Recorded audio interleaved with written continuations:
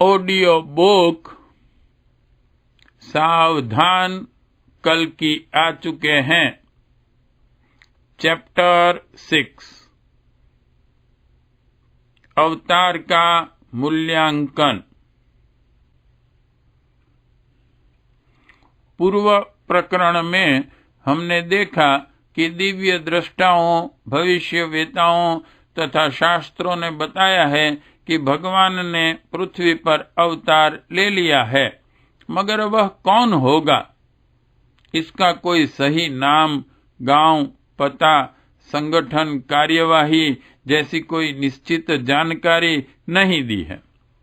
यह सब हम सब की विवेक बुद्धि पर छोड़ दिया है। आगे बताया है, वह पादरी जॉन मिलार्ड का कथन फिर से देखिए। युग परिवर्तन का समर्थन करते हुए उन्होंने लिखा है कि आज दुनिया की समस्याएं इतनी हद तक जटिल हो गई हैं कि उसका हल पाने में मानव बुद्धि असमर्थ है। फिर भी हमें निराश होने की जरूरत नहीं है, क्योंकि भगवान ने धरती पर जन्म ले लिया है, ऐसे संकेत मिले हैं। वे अपनी सहयोगी शक्तियां और व्यक्तियों का साथ लेकर नवयुग स्थापना के कार्य में लग गए हैं। अब दुनिया का वह उद्धारक लंबे समय तक पर्दे के पीछे छिपा नहीं रह सकेगा। आइए उस छिपे हुए उद्धारक को ढूंढने का प्रयत्न करें। दिव्य दृष्टाओं की वाणी देववाणी तुल्य होती है। हम आश्चर्यचकित हो जाएं, ऐसी भविष्यवाणियां उन्होंने की हैं जो सत्य साबित होंगे।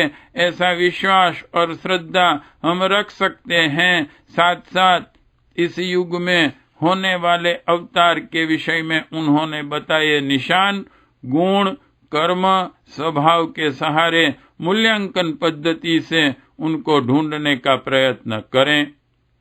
इस प्रकरण में भिन्न भिन्न कसौटियों से उनको ढूंढने का नम्र प्रयास लेखक ने भली भांति किया है। मैं प्राध्यापक और कृषि संशोधनकार हूँ, इसलिए प्राप्त ज्ञान और अनुभव का इस संशोधन में उपयोग किया है। मूल्यांकन पद्धति। युग का अवतार ढूंढने का कार्य सबसे कठिन लगता है। अति से बचने के लिए एक नहीं किंतु 3 कसौटियां की गई। पहली कसौटी में आधार लिया दिव्य दृष्टाओं के कथनों का, दूसरी में कल्कि पुराण का और तीसरी में आधार लिया कल्कि अवतार समिति के कथनों का। ये तीनों कसौटी पत्रकों ने अवतार को पहचानने के लिए जो ढांचे बताए हैं, उसका संयोजन करने से निम्न 7 ढांचे बनते हैं, जैसे कि 1. वह भारत के उत्तराखंड में पैदा हुआ होगा। 2. वह एक बड़े संगठन का स्वामी होगा। 3. वह महान गायत्री उपासक और सावित्री शक्ति का सिद्ध होगा। 4. वह गृहस्थ होगा और दाढ़ी मूछ नहीं रखता होगा। 5. वह प्रचलित भारतीय वेशभूषा यानी कि धोती कुर्ता में होगा। 6. वह अध्यात्म और विज्ञान का समन्वय करेगा। 7. वह पूरे देश में यज्ञ, जप, तप, दान कराएगा। उपरोक्त सभी 7 ढांचे प्रथम दृष्टि से परम पूज्य श्री राम शर्मा आचार्य जी को लागू होते हैं, इसलिए विस्तृत मूल्यांकन के लिए उनको पसंद किया गया है। अन्य महामानव भी ऐसी योग्यता वाले होंगे, किंतु ऐसी कोई बराबरी के विवाद खड़े किए बिना ये मेरे गुरुदेव सभी कसौटियों के अन्य कथनों को भी कितना न्याय देते हैं, उसका अपने आप मूल्यांकन करके मैं आश्चर्यचकित रह गया। वे सभी कथनों को संपूर्ण न्याय देते हुए दिखाई पड़े। संसार भर के समझदार लोगों की जानकारी के लिए यह संशोधन पत्र नम्रता पूर्वक यहाँ प्रस्तुत कर रहा हूँ। 1. दिव्य दृष्टाओं के कथन के आधार पर किया गया मूल्यांकन। इस विभाग में प्रत्येक दिव्य दृष्टाओं के कथन से लेकर व्यक्ति विशेष 33 कथनों की सूची दी है। पूर्व प्रकरण नंबर 2 में जिस क्रम से दिव्य दृष्टाओं के कथन का एक बाद एक विवरण दिया है, उसी क्रमानुसार मूल्यांकन के लिए विशेषताएं लिखी गई हैं ताकि पाठक सरलता से तुलना कर सकें। जो विशेषताएं या गुण कर्म वगैरह अगले ढांचे में आ गए हैं, उनका पुनरावर्तन नहीं किया है। अलग अलग दिव्य दृष्टाओं ने कोई समान ढांचे पर सहमति बताई हो तो आगे वाले में विवरण देने के बाद पुनरावर्तन नहीं किया है। शायद ही कोई विशेषता महत्वपूर्ण होने पर दोबारा दी गई है। इस तरह कुल मिलाकर 33 गुण धर्म और हकीकत होने से हर एक हिस्से में 3 अंक आते हैं। अंतिम ढांचे को 1 अंक ज्यादा देकर कुल 100 अंक पूर्ण करके मूल्यांकन किया गया है, जिससे प्रतिशत का तुरंत परिणाम मिले। टेबल नंबर 1 में ये सब क्रमशः दिए गए हैं। इस कसौटी पत्र के आधार पर परम पूज्य श्री राम शर्मा आचार्य जी का विस्तृत मूल्यांकन किया गया है। जिस तरह हम खुराक चबा चबा कर खाते हैं, उसी तरह इस टेबल यानी कि कसौटी पत्र के हर एक ढांचे को हृदयगम करते हुए आगे बढ़ें। इस मूल्यांकन के साथ आप अपनी ओर से भी पूज्य श्री राम शर्मा जी का मूल्यांकन करते चले। मेरे और आपके मूल्यांकन की तुलना करें। ज्यादा फर्क हो तो इसे भूल जाइए। यदि प्रायः बराबर हो, समान हो तो स्वीकार करें। इसी में समझदारी है। साथ साथ जो गृहस्थ, तपस्वी, संगठन का स्वामी या खुद कोई महामानव अपने को कल की अवतार होने का दावा करता हो, उसका इसी आधार पर आप स्वयं मूल्यांकन कर सकते हैं, जिससे पता लग जाएगा कि कौन कितने पानी में है। टेबल नंबर 1 दिव्य दृष्टियों के कथन के आधार पर परम पूज्य श्री राम शर्मा आचार्य जी का अवतार संबंधी मूल्यांकन। इसमें टोटली 5 कॉलम हैं, जिसमें एक क्रम, दूसरा है दिव्य दृष्टा का नाम और उसका कथन, तीसरा है समर्थन, चौथा कुल गुण और 5वां प्राप्त अंक। तो इस टेबल को अब हम पढ़ते हैं। नंबर 1 जीन डिक्सन वह भारत के ग्रामीण विस्तार में पैदा हुआ होगा। मथुरा के निकट आंबलखेड़ा गांव में जन्म हुआ था। 3 नंबर 2 नॉस्ट्राडामस 20वीं सदी के प्रारंभ में उत्तर भारत में एक महान शक्ति का प्रादुर्भाव हुआ होगा। दिनांक 20 सितंबर 2011 को उत्तराखंड के मथुरा प्रदेश में प्रादुर्भाव हुआ है। 3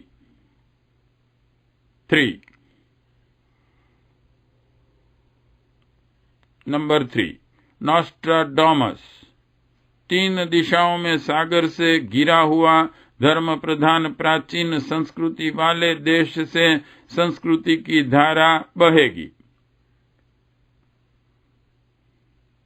भारत तीनों दिशाओं में सागर से घिरा हुआ प्राचीन संस्कृति वाला देश है। वहां से सांस्कृतिक रूपी गायत्री की धारा पूज्य श्री ने बहाई है।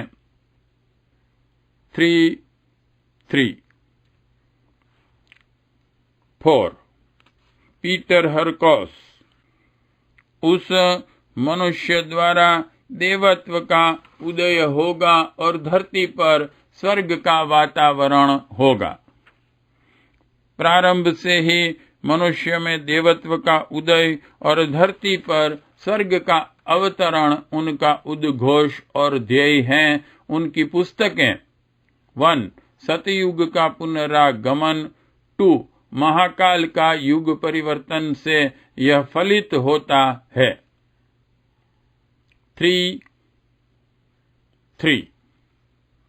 5 पीटर हरकॉस, भारत से आध्यात्मिकता की प्रचंड तरंगे निकलेंगी जो सारे विश्व में व्याप्त हो जाएगी। उनके द्वारा स्थापित अखिल विश्व गायत्री परिवार द्वारा गायत्री और यज्ञ की तरंगे पूरे विश्व में फैल रही हैं, जो हर कोई देख सकता है।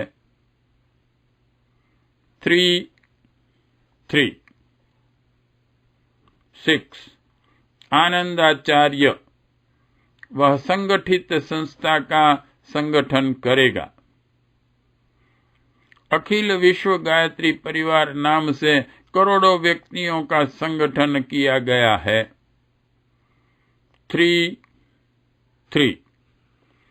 7 आनंदाचार्य इस संगठन का स्वामी गृहस्थ व्यक्ति होगा। वे गृहस्थ हैं, अपनी पत्नी और बालकों को सुयोग्य बनाए हैं, माता पिता की सेवा की है, गृहस्थाश्रम की सभी फर्ज निभाई हैं।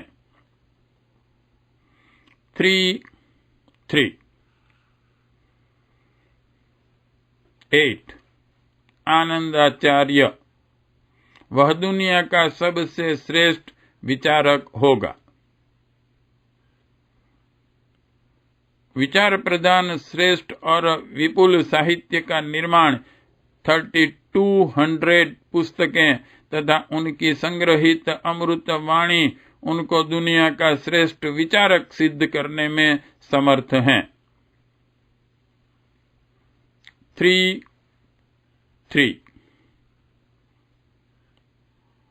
9 आनंदाचार्य, वह एक आचार संहिता बनाएगा जो सामाजिक व्यवस्था से लेकर विश्व शांति के लिए स्वीकार की जाएंगी।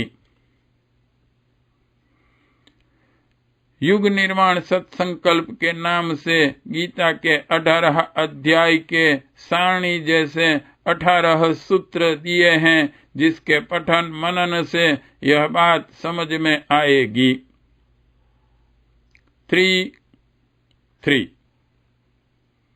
10 आनंदाचार्य, उनके द्वारा लिखी गई पुस्तकों का वजन 100 पाउंड से भी ज्यादा होगा। पूज्य श्री ने छोटे बड़े मिलकर 3200 पुस्तक लिखी हैं, जिसका वजन 100 पाउंड से तो क्या मगर 100 किलोग्राम से भी ज्यादा है।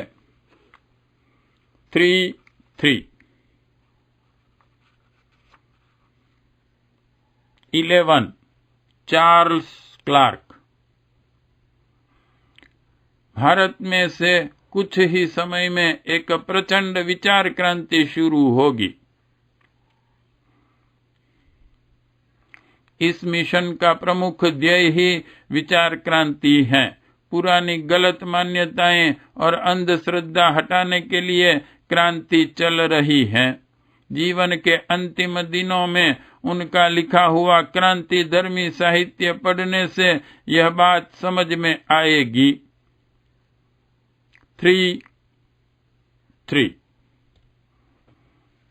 12 चार्ल्स क्लार्क, वह अध्यात्म और विज्ञान का समन्वय करेगा। उन्होंने अध्यात्म और विज्ञान के समन्वय के लिए ब्रह्म वर्चस्व शोध संस्थान और देव संस्कृति विश्वविद्यालय को इस कार्य में जुटा दिए हैं।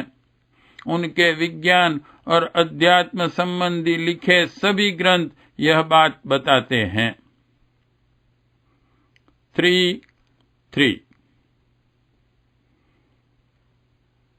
13 महात्मा रामचंद्र, वह महान गायत्री शक्ति, गायत्री तत्व और सूर्य शक्ति का सिद्ध होगा और उस शक्ति का दोहन करने में समर्थ होगा। उन्होंने 24 लाख का एक ऐसे 24 गायत्री महापुरुष चरण करके सावित्री और गायत्री की सिद्धि प्राप्त की है। साथ साथ यज्ञ को जोड़कर प्रचंड सूर्य शक्ति को साध ली है। इसके दोहन द्वारा विश्व की काया पलट का कार्य कर रहे हैं।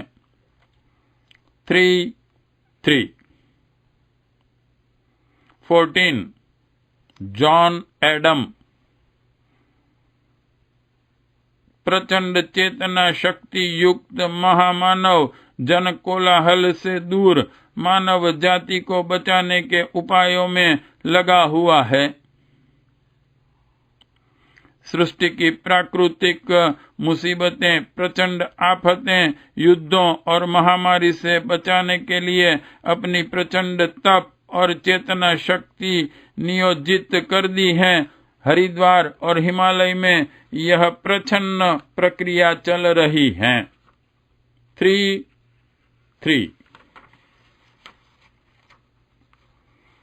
15 जॉन एडम, उसके जीवन में 24 अक्षरों का विशेष महत्व होगा। वह 24 शक्तियों का अधिष्ठाता होगा। 24 अक्षरों के गायत्री मंत्र की साधना से ही उनको समर्थ सिद्धि प्राप्त हुई। गायत्री मंत्र के 24 लाख के 24 महापुरुष चरण से उन्होंने 24 शक्तियों की सिद्धि प्राप्त कर ली है।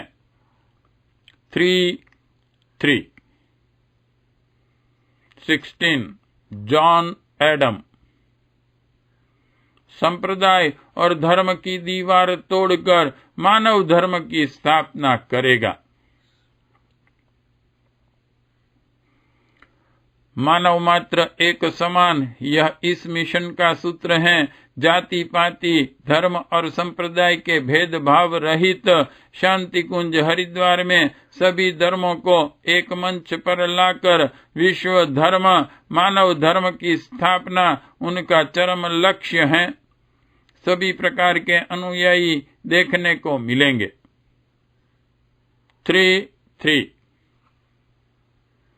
17 रूथ मोंटेगोमेरी, एक विश्व राष्ट्र और विश्व सरकार की रचना होगी। एक ही प्रकार की मुद्रा होगी। पूरा विश्व एक राष्ट्र बने, एक ही सरकार हो और एक ही मुद्रा, ऐसा करने के प्रयत्न में पूज्य श्री सूक्ष्म रूप से संलग्न है। आध्यात्मिक साम्यवाद उनका उद्घोष है।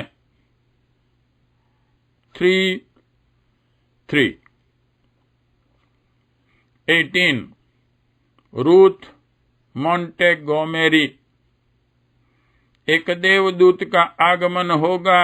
वह अपना दृष्टांत देकर मानव में सुषुप्त शक्ति का दर्शन कराएगा।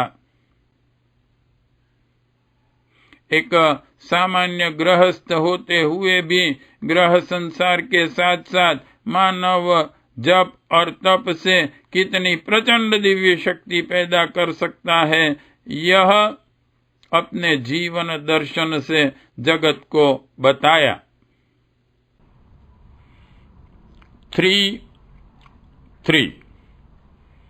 19 फ्लोरेंस। इन दिनों में वह उत्तराखंड में कोई तीर्थ स्थान पर विश्वव्यापी परिवर्तन करने में लगा हुआ दिखाई पड़ता है। उत्तराखंड के पवित्र तीर्थ स्थान हरिद्वार में सप्तर्षियों की तपस्थली सप्त सरोवर गंगा जी के तट पर शांतिकुंज आश्रम में पहले स्थूल शरीर से अब हिमालय में सूक्ष्म शरीर से वह कार्य चल रहा है। 20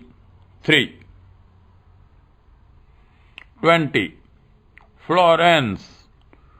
मुझे गेहुआ सफेद बाल वाला तथा बिना दाढ़ी मूछ वाले संत के ध्यान में दर्शन होते हैं। वे गेहुआ रंग के थे, उनके बाल पक्के और सफेद थे, दाढ़ी और मूछ नहीं रखते थे। वे तपस्वी और मानवतावादी संत थे।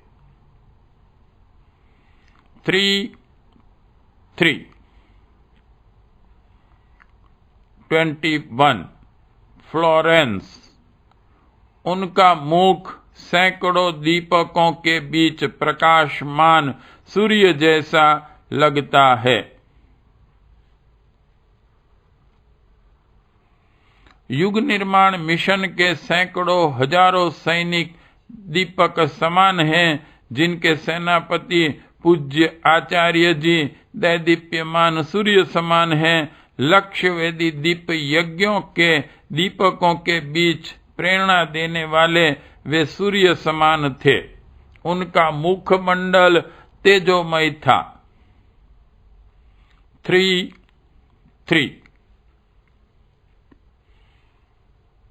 22 फ्लोरेंस। लोगों के विचार बदलने के लिए वह विचार क्रांति करेगा।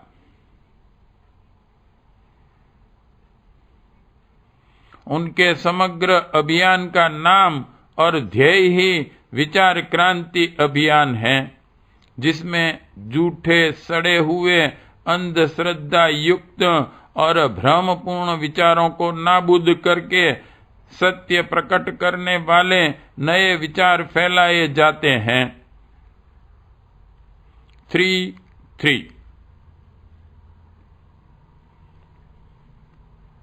23 फ्लोरेंस। भिन्न भिन्न धर्म के लोग उनको अपने धर्म के मार्गदर्शक मानेंगे। वे भगवान यीशु जैसे प्रेमपूर्ण, मोहम्मद पैगंबर साहब जैसे विचारक, भगवान बुद्ध जैसे करुणा सागर, तीर्थंकरों जैसे तपस्वी और अन्य धर्म एवं संप्रदाय के स्थापक की विशिष्टता वाले थे।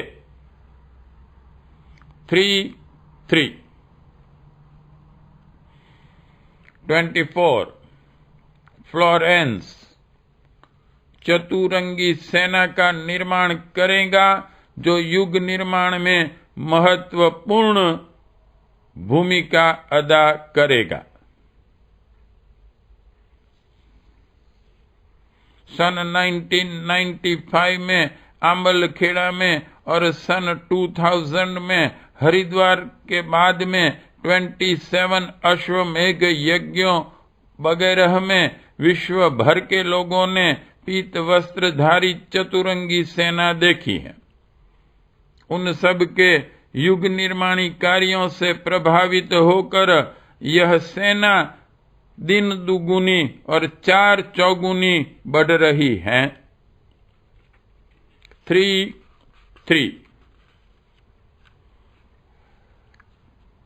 25 जे हिल्टन लोगों में देवत्व के प्रति अभिरुचि बढ़ाएगा। यह सेना युग निर्माण का भव्य कार्य कर रही है। लोगों को दिए हुए गायत्री मंत्र में देवस्य धीमहि शब्दों का अर्थ है देवत्व धारण करना, जो लोगों में देवत्व प्रति अभिरुचि बढ़ाएगा। गायत्री परिवार विस्तृत होता जाएगा और देवत्व का भी विकास होगा।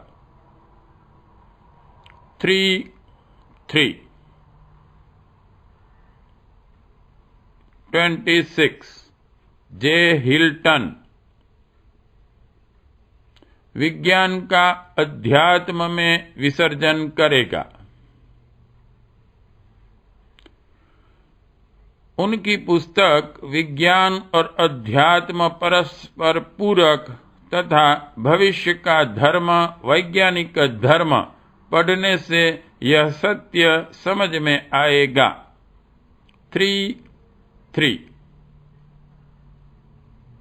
27 फादर पीओ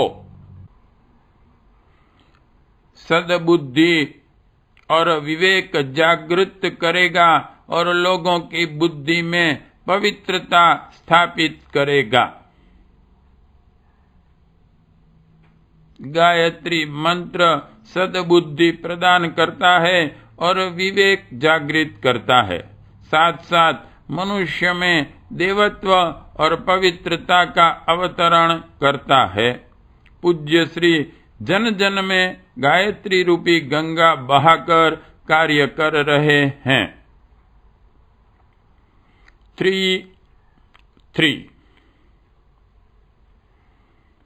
28 फादर पीओ यह शक्ति उनके सहयोगियों के साथ भारत में प्रकट होगी। अवतार के साथ अन्य देवी देवता भी सहयोगियों के रूप में प्रकट होते हैं। इस तरह पूज्य श्री के साथ भी विशाल गायत्री परिवार के भाई बहन सहयोग कर रहे हैं, इसलिए उसे देव परिवार कहते हैं।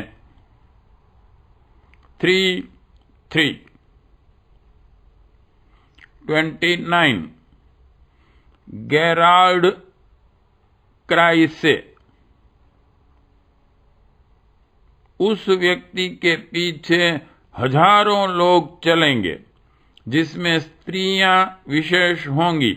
वे लोग पूरे देश से आएंगे। उनके पीछे कदम से कदम मिलाकर कार्य करने के लिए कई लोग सहयोगी बनकर चल रहे हैं। नारी जागरण के कार्य को विशेष गति देने से स्त्रियों की तादाद विशेष है। इनटू ब्रैकेट पूरे देश में से।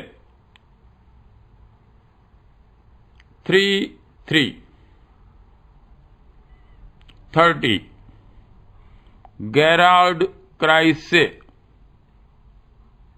वे आग जलाकर उसमें कोई सुगंधित द्रव्य होमकर आनंदित होंगे।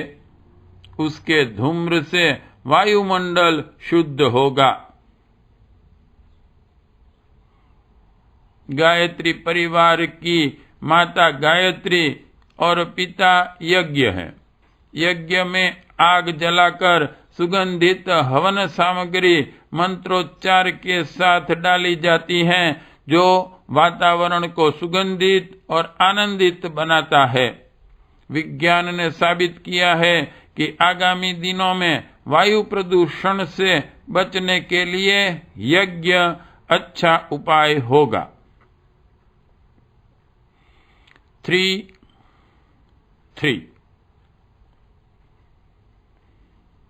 31 योगी अरविंद साधना से सिद्ध होकर भारतवर्ष नए युग की स्थापना करेगा। हर एक सहयोगियों से गायत्री साधना, मौन साधना, चंद्रायण व्रत वगैरह कराए जाते हैं। उनके मार्गदर्शन में राष्ट्र और विश्व कुंडलिनी जागरण का भगीरथ कार्य चल रहा है। इस तरह नवयुग स्थापना की पृष्ठभूमि तैयार हो रही है।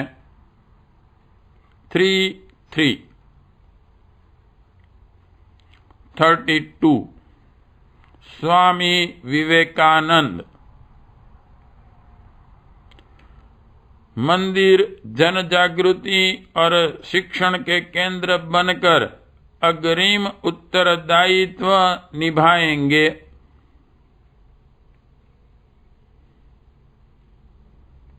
मंदिर जन जागृति के केंद्र बने विषय पर पूज्य श्री ने पुस्तक लिखी है। वह सिद्ध करने के लिए मार्गदर्शन के रूप में शक्ति पीठों और प्रज्ञा पीठों का निर्माण किया गया है। देव संस्कृति विश्वविद्यालय की भी स्थापना की गई है। उसमें मार्गदर्शन में देव मंदिर शिक्षण और जन जागृति का कार्य भी करेंगे।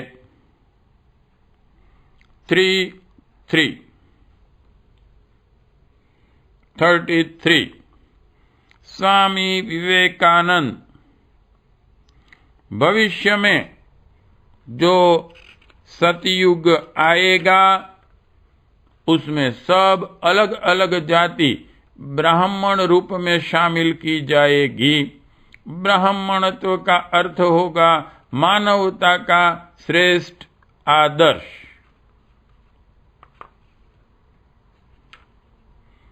पूज्य श्री ने जन्म से नहीं मगर कर्म से ब्राह्मण का सिद्धांत स्वीकार किया है।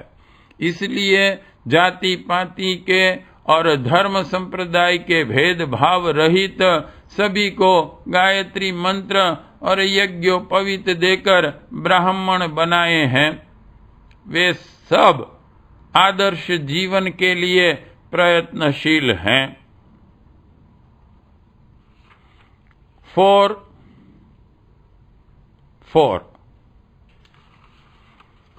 अब आखिर में जो मार्क मिले हैं उसका निष्कर्ष परिणाम दिया गया है। कुल अंक 100, प्राप्त अंक 100। उपरोक्त टेबल नंबर 1 के मूल्यांकन पत्रक अनुसार परम पूज्य श्री राम शर्मा आचार्य जी को 100 में से 100 अंक प्राप्त होते हैं। इसलिए दिव्य दृष्टाओं के कथन के अनुसार परम पूज्य आचार्य जी ही कल की या निष्कलंक अवतार हैं। यह कहने में कोई अतिशयोक्ति नहीं है।